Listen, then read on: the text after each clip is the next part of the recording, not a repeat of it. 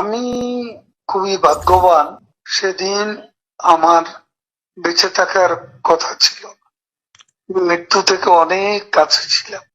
আমার স্ত্রী সহ আমরা বাথরুমে ঢুকিয়ে যাই। ছাত্র জনতার অভ্যুত্থানে শেখ হাসিনা ভারতে পালিয়ে যাবার পর আওয়ামী লীগের নেতাকর্মীরাও দিশেহারা হয়ে পড়েন।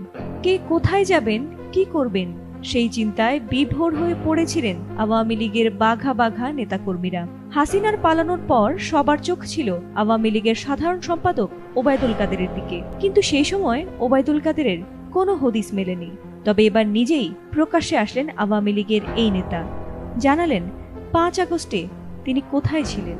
আমার নিজের বাসাকে এড়িয়ে পার্শ্ববর্তী আর একটা বাসায় আশ্রয় নিয়েছিলাম। সম্প্রতি ভারতীয় এক গণমাধ্যমে দেওয়া সাক্ষাৎকারে 5 আগস্টের ওই দিন তিনি কি করছিলেন, কোথায় ছিলেন, নিজেকে কিভাবে রক্ষা করেছেন সেই বিষয়টি তুলে ধরেছেন তিনি।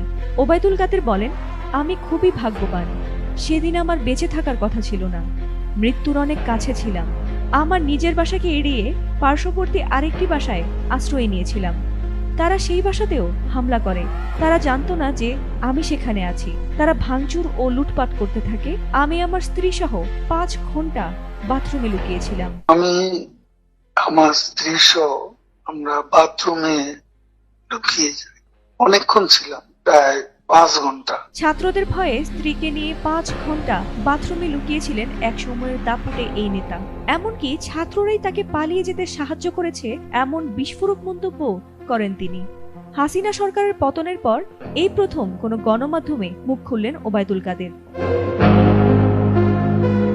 ওবায়দুল কাদের বলেন, 5 ঘন্টা বাথরুমে লুকিয়ে থাকার পর 7 থেকে 8 জন যুবক ভেতরে ঢোকে এবং হঠাৎ তারা আমার দিকে তাকিয়ে বলে, নেতৃত্ব চলে গেলেন, আপনি যাননি কেন?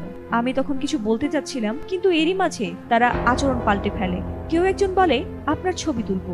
তারপর শুরু হয় ছবি তোলা। কেউ কেউ সেলফিও নেয়।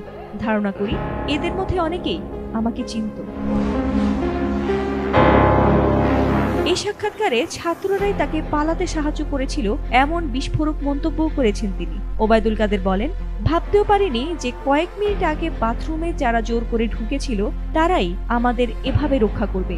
সেদিন বেঁচে যাওয়া ছিল একেবারেই অপ্রত্যাশিত। এটি ছিল পরম সৌভাগ্যের ব্যাপার। ওবায়দুল কাদেরের এই সাক্ষাৎকার এখন রীতিমতো সোশ্যাল মিডিয়ায় ভাইরাল হয়ে গেছে। একসময় টেলিভিশন খুললেই পর্দাতে যার মুখ ভেসে উঠত, সেখানে হাস্যরস কিংবা বিরোধী দলগুলোর সমালোচনায় মেতে থাকতেন তিনি। আর সেই ওবায়দুল কাদেরই এখন পলাতক। সময় পরিক্রমায় সামাজিক যোগাযোগ মাধ্যমে তাকে নিয়েই এখন হাস্যরসে মেতে উঠেছে সাধারণ মানুষ। ফাতিমা সুলতানা, এটিএন বাংলা।